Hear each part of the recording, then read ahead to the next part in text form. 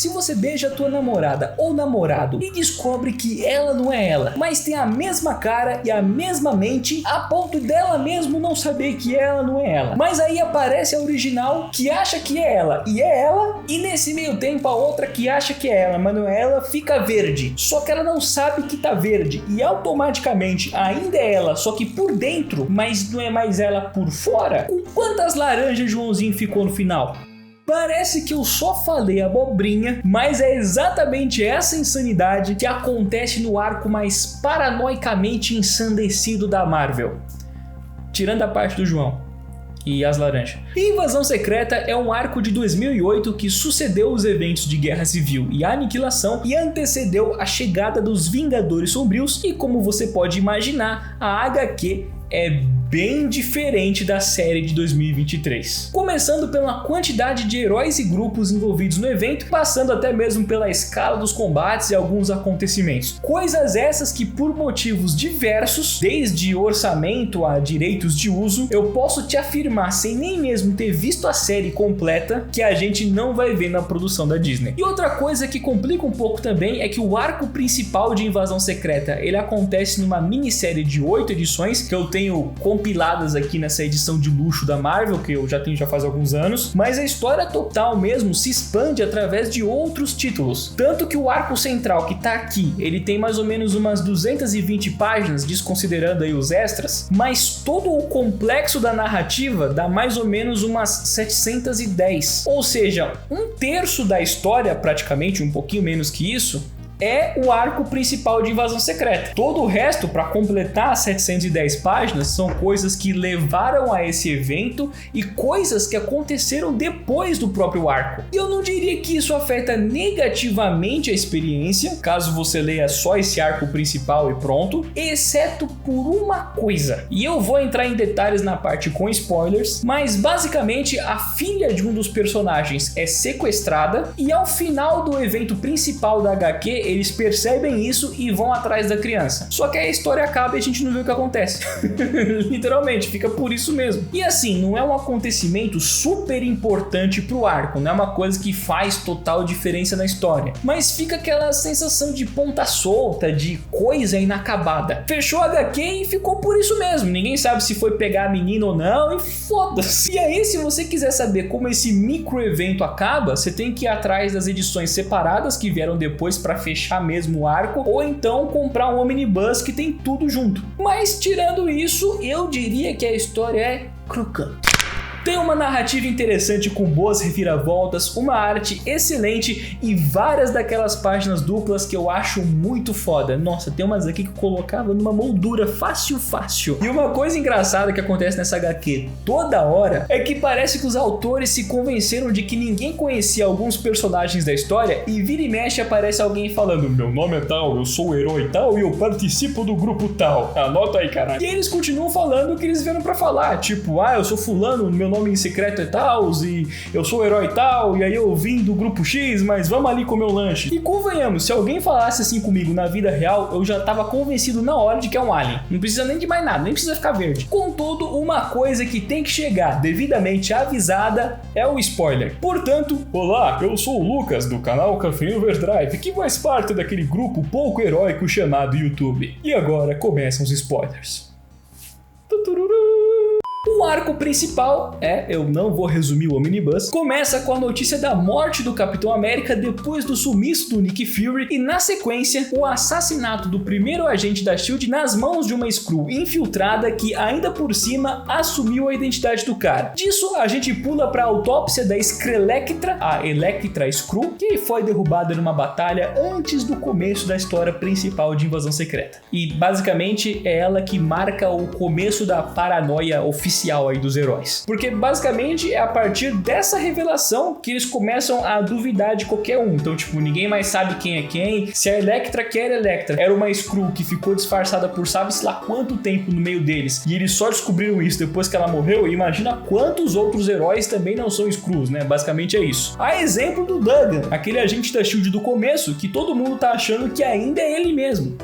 E acabou de explodir o Zenith, que é o quartel-general da espada, com todo mundo dentro inclusive. Nesse meio tempo, uma nave Skrull caiu no planeta, aterrissando bem no meio das terras selvagens, chamando a atenção não apenas da SHIELD, como dos Vingadores e dos Vingadores Secretos. E caso você não conheça essas HQs mais antigas, só dos Vingadores tem os Vingadores, aí tem Vingadores Sombrios, Vingadores Secretos, Novos Vingadores, e a diferença entre esses grupos é que depois daquela iniciativa de registro de super-heróis que aconteceu lá na Guerra Civil, uns são considerados criminosos e outros são autorizados pelo governo. É meio bagunçado mesmo. De qualquer maneira, a trupe toda acaba se trombando lá nos redutos do Acre para disputar quem que vai abrir a nave. O único detalhe é que a explosão do satélite da espada marcou apenas o começo da invasão propriamente dita. E o próximo passo é hackear o próprio Tony Stark através de um vírus na sua armadura instalado pelo Jarvis.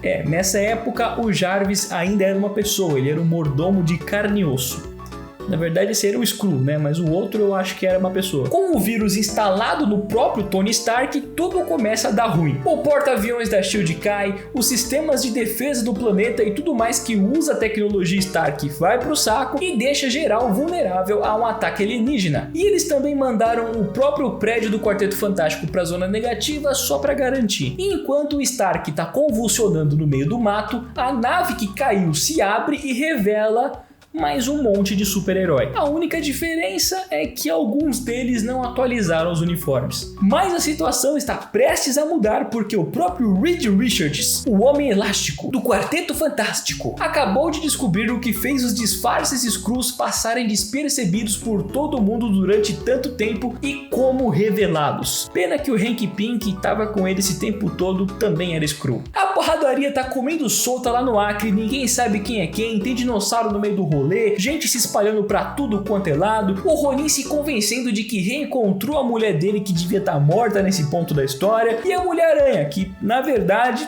também é uma Skrull, mais especificamente a Rainha Skrull. E aqui ela começa a brincar com a mente do Homem de Ferro, dizendo que o próprio Tony Stark também era um Skrull, que teve a mente reprogramada para pensar que ele era sim esse humano e não o alienígena. E no meio dessa crise existencial, a gente aprende que existem Skrulls que realmente não sabem que são Skrulls, porque eles não apenas roubaram as aparências, mas também as mentes dos heróis, e alguns realmente se convenceram de que eles são aquelas pessoas. Como é o caso do Skrull, que se passava pelo Capitão Marvel, que ficou tanto tempo na pele do herói que simplesmente desistiu de ser alienígena e virou casaca e foi brincar de herói, inclusive matando os Skrull no caminho. Ou a própria mulher do Clint, que era Skrull, mas não sabia disso, e aí ele meio que mata ela com uns 30 tiros na cara. E essa parte é um pouco triste, porque tem uns deles ali que nem sabem o que tá acontecendo e eles estão literalmente sendo executados. Lá no espaço, a gente acompanha o resgate do Reed Richards, Homem Elástico do Quarteto Fantástico, que estava sendo torturado pelos verdinhos em uma das naves da frota Skrull, e na sequência ele desce pra terra todo pistola, portando a famosa arma demaquilante fator 150 com colágeno e efeito Revitalift. E agora, equipados com o sinal revelador de Skrulls, os Vingadores e todo o resto do elenco da Marvel que estava disponível no momento se unem para a batalha final contra os alienígenas lá no continente, no meio da cidade, treta. E sim, o Nick Fury era branco nessa época. Nas próximas páginas é porradaria franca rolando solta em larga escala e desenfreadamente, pausando apenas para mostrar a Jessica Jones deixando o bebê dela com o Jarvis para ir lutar ao lado do seu marido, que a gente já sabe que é um Skrull.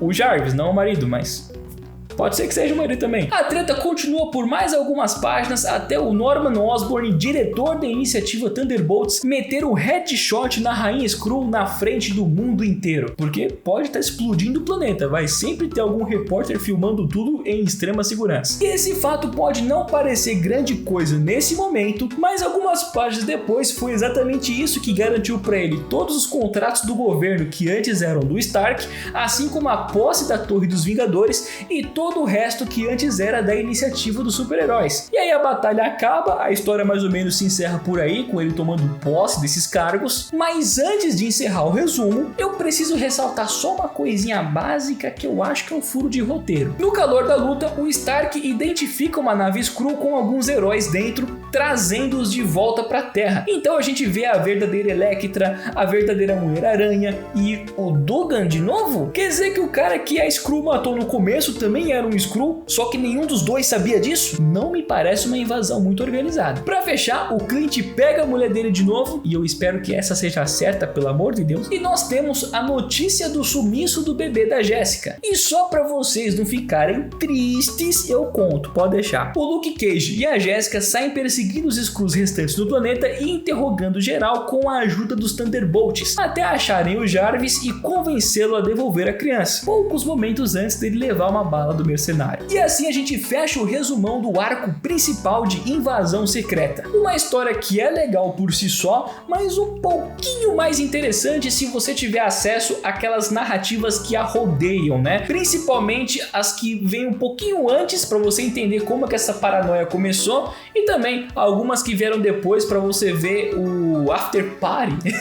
Pra você ver aí as consequências dessa batalha, dos atos e tudo mais. Sem contar que essa pegada conspiratória abre muito espaço para muita especulação, até mesmo para trocar alguns heróis, fazer coisas diferentes aí. Sem contar os próprios plot twists e as batalhas gigantescas. Pena que a gente nunca vai ver uma coisa tão boa numa série da Disney. Mas e você, já leu, vai ler, vai ficar só na série mesmo? O que você acha de Invasão Secreta? Pode comentar do gibi, pode comentar da série da Disney, mas o que importa mesmo é que no momento o vídeo vai se encerrando, eu vou ficando por aqui. Muito obrigado por visitar a banquinha. Se você não for inscrito, já se inscreve, deixa aquele like, compartilha com mais alguém e como sempre, fique com Deus e tchau, tchau.